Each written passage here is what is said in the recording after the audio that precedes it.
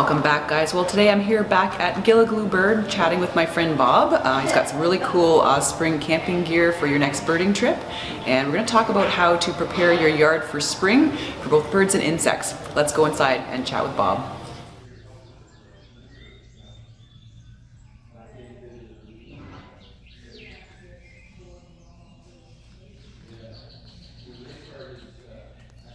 Well, here I am with Bob, my friend Bob, here at Gilligallou Bird. Gilligallou! So I'm back here because, I'm hearing the robins in my yard and the cardinals are doing their territorial calls, and I want to get my yard ready for spring, and I want to show you a bit more about some really cool items Bob has here at the store, diversifying into, like more camping gear and stuff like that, because all of us, who like going outdoors, like doing that. And it's a good time to combine camping, with bird watching too. So we're going to take a look at some of those cool things that he has, and we'll talk a bit about spring birds and the insects that we need to support in our environment this next coming month or two. Thanks for coming over. Yeah, you're very welcome. It's always a pleasure. I'm always excited when you say, "Yeah, what are you doing Thursday? I'm coming over." Yeah, cool. Good. Good. Yeah. So I see you've got something interesting there in your hand. Yeah. Why don't you tell us a bit about what we should do to prepare a garden for the bees and things like that, because they're going to be coming around soon. Sure. I mean, with everything that we talk about, we're always talking about habitat creation, right? Mm-hmm. So yeah, it's all about developing your yard to accommodate not only the migrant birds, but the birds that are with us year-round, and then the insects that our gardens can support is the big thing, as you know, and you're very well involved in that as well. So this is it's a basic bee hut, it's called.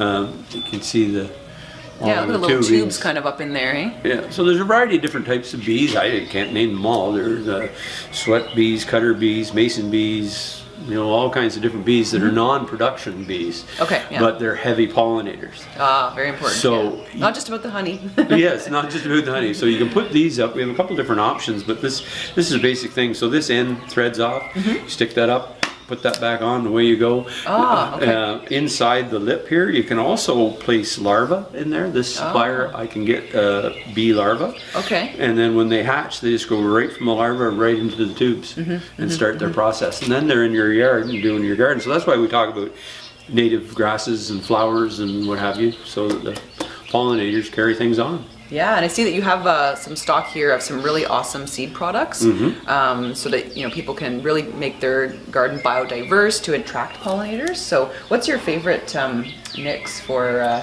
the pollinators? The bee pollinating flower package has a complete diversity in it. I don't know how many different types of wildflower seeds in it, but they, at my patch at my yard, they flower throughout the season.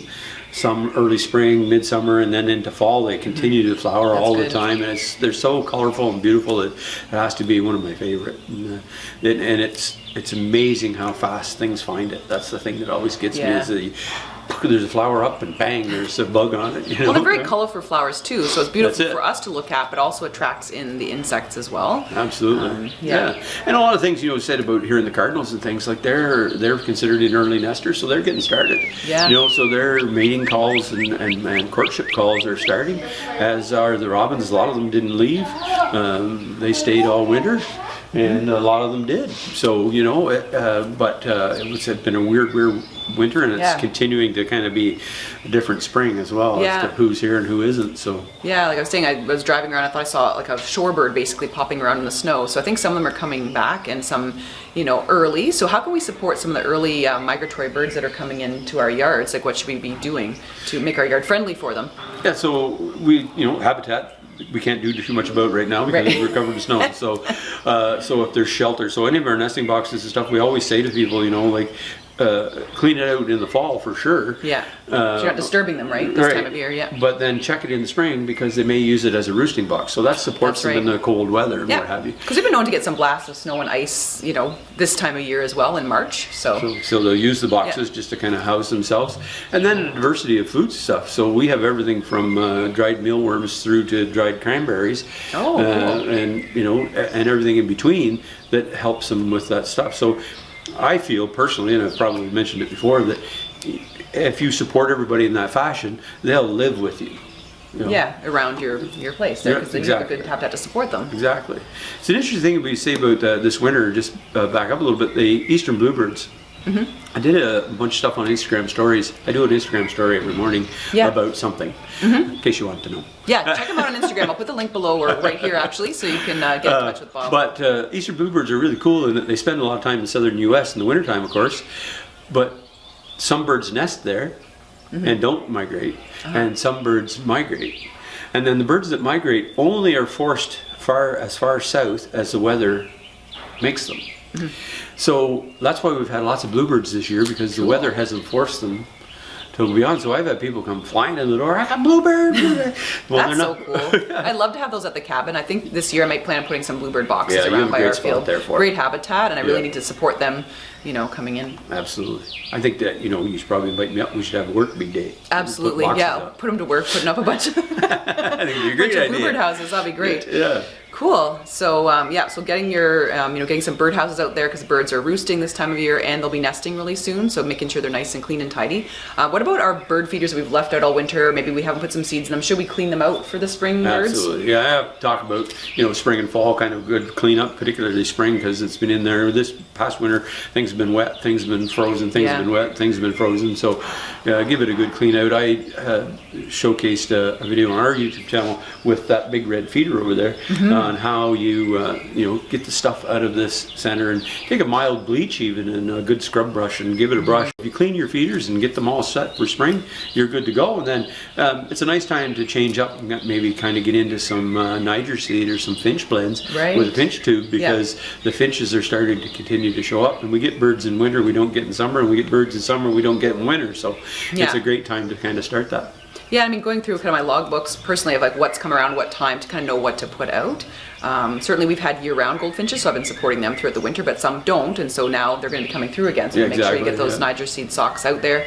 In my yard I have a crabapple planted, and I have lots of, you know, fruit shrubs and that planted, and that's really helpful right now actually for robins and other birds coming through, because they're kind of eating those fruits, because there's really no little worms poking around right now. Well, that's what we use, the dried mealworm and the cranberry and stuff, the robins like that. Yeah, very nutritious for them. But it's an interesting year because the cone crop in the boreal was very lush this year. Okay. So the pine cones, seed cones, spruce cones, cedar cones, all that kind of stuff. Wild apples, you know, the crabapple trees and all those kind of things were very, very lush. So that's part of the reason that we have so many birds sticking around this winter, is there's food availability. But that also meant that we didn't get that transfer of birds from the boreal here this winter. So we'll see that happening. So chipping sparrows are starting to arrive. Lots of people have had juncos all winter. What we're going to see, the American tree sparrow, song sparrow, fox sparrow likely go through, white crowned sparrow, white-throated sparrow, all those things. So, and they're ground feeders, so a little food diversity makes a really good choice. Yeah, for sure. So making sure you're diverse in your food selections in the yard.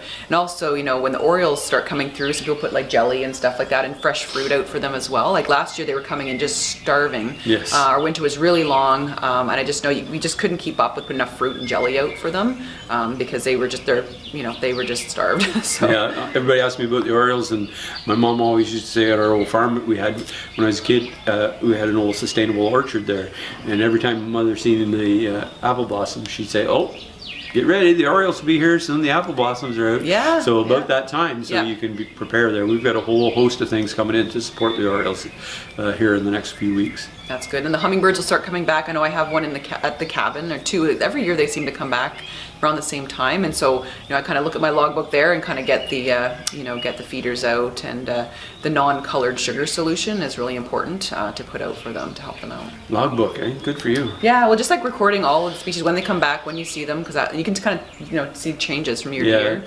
Citizen science. Exactly. Yeah, right? and that's very big actually. Citizen science is really big. We talk about that quite frequently. Yeah, and like the bird counts and stuff like that. Really important to participate too in those, just so we can kind of keep track of what's going on with our songbird and just our bird population, you know, in general. Yeah. So. Did you see an increase of meadow birds around your cabin this year or last year? Definitely, there's a lot of them around because our field is growing, and it's not just like mowed hay anymore. It's actually come right up with lots of. And there was a very lush year, like you were saying. You know, even the flower crop was huge this year, as well as the fruit crop, and so I found the bird diversity really increased, and we're keeping them around a lot longer because of you know, seeing bobolinks and meadowlarks, or not quite yet. I would love to see a few of those kind of coming in, like not exactly on our property, but I have seen them nearby. And so I'm really excited, you know, for that, because once it matures a little bit more, I think we'll probably get a little bit more of those guys in there too. Absolutely, yeah, cool. No, it's a beautiful meadow you have there, and when the trees start to come up and the grasses are continue to mature, because that's, how many years is that seeded now, that grass? Ooh, I'd say 6 years now. Okay, so it's going to start to really, it's really mature. Fill in the vacant spots and maybe squish out the stuff that's not so good. Exactly, yeah, for sure. Cool. Also, another important thing, if you have not put up any feather-friendly, you know, dots on your windows so that you avoid bird collision, now is the time to do it. I have them up at the cabin. Lots of birds coming through, flying around, feeding, finding nesting sites. You don't want them to smash into, you know, your glass. So, really important to get, you know, collision deterrents set up. And I love this product here, the feather-friendly. Well, now we're going to switch gears a little bit and talk about gear for spring camping and going on maybe your spring birding trip or something like that. So Bob's diversified his shop and got lots of cool stuff. So what do you have that's cool this is a pack axe, a council tool pack axe.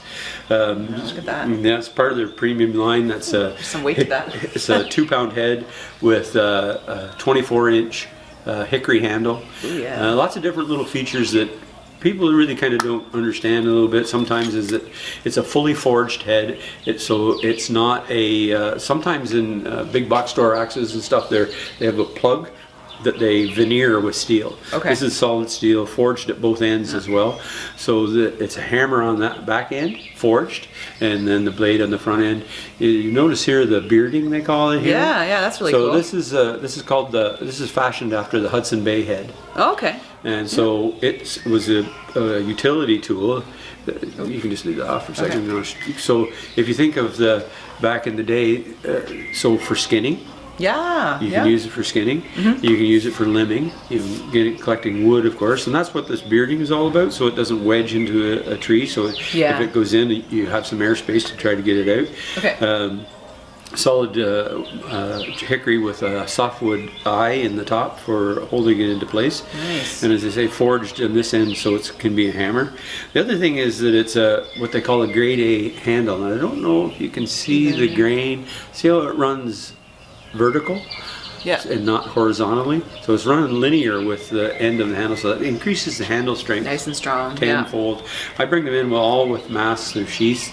And again, this is the pack axe, they call it, with the 24-inch handle. Also comes with a 19-inch handle. This is Council Tool out of North Carolina. They've been in business since 1886. They're still 4th and 5th generation in the company, cool. And they're still manufacturing. So they started making tools for the logging industry, and then for the fur trade stuff as well. So I have a variety of different styles of axes, and this one is mine. Don't take Bob's axe. Not really, but this is the one that I'm intentionally going to talk about. That's cool. A lot That's of different his favorite features. one. Yes, my favorite one. You can throw it with your pack. You can take it with you. So you know your outings and stuff that you do to create some firewood. Then we have with the Esker. It's a Canadian product. Folding buck saws. Oh, that's gorgeous. Yeah, you guys should see this saw. It's fabulous. Walnut and maple, or a couple of different woods that it comes in. Walnut, maple. Yeah. Just it takes me back. It's kind of like an old school style, Exactly. So and with the tension on it, they have the windlass they call. So you wrap it so you can make your tension on it. It's just so primitive, but high tech, because the blade, it's a fully forged blade, sharp as could be. Yeah, and it tucks right into the piece of wood, doesn't it? Yeah, so the handles fold and the blade goes right up into the handles. Then you can put it in your pack too. Yeah, it folds down really compactly and has like a little carrying case with it as well. So absolutely, very nice looking saw. Something you can't have enough gear, people. You can't have enough gear. Seriously, it's something we've always kind of wanted to get into, is this line of things, because a lot of people go camping and what have you, even though say they're birding or doing some foraging or like stuff that you do and what have you, and all the camping that you do. We got to have the tools make the difference. Yep. Get your binoculars and your birding books, but you also got to bring stuff to, if you're stuck in the woods or you want to kind of do a birding trip and stay out for a few nights, get your gear. And speaking of staying out for a few nights, you can see behind us there's a really awesome tent there. So Bob's going to talk a little bit about the tent. Yeah, so this is a Peregrine tent out of Utah. It's a company that's sort of in the adventurism part of things. All double stitched on the fly, vestibule front and rear. door front and rear as well, so that you can come in and access from both sides of the vestibules. You can keep your boots and what have you in it. Yeah, keep it out of the rain, nice and tucked away here. Yeah, it has a feature that is quite unique in the sense that it comes with a ground sheet. Oh yeah. But it also has what is their fast flight mode. So if you're going really for light, if you're on a canoe trip or just backpacking, or if you're, you know, like say you're up at the cabin, you just want to go out for the night, you take the ground sheet, the poles and the fly, and you don't take the tent. Oh, okay. So you camp under the stars kind of thing. Yeah. Well, you have the got that to protect you. The fly to protect you, and then the ground sheet underneath, and all of the system works with it. It's called their fast flight mode. Oh, cool. Yeah, very, very nice tent. And we have it in 2-man, 3-man, and 4-man tent. Perfect. Yeah, because the peregrine, and there's like, well, this one's peregrine gannet 2. Right. So it's a gannet 2, gannet 3, and gannet 4. Okay. Yep. Awesome. Bob's going to show us here one of my favorite products that he has, and that is the Get Out, Stay Out grill. Look at that. So they're pure Canadian stainless steel. There's no recycled or imported steel in this. It's purely manufactured Canadian stainless, 14 gauge. It won't rust or twist or warp or do anything in the heat.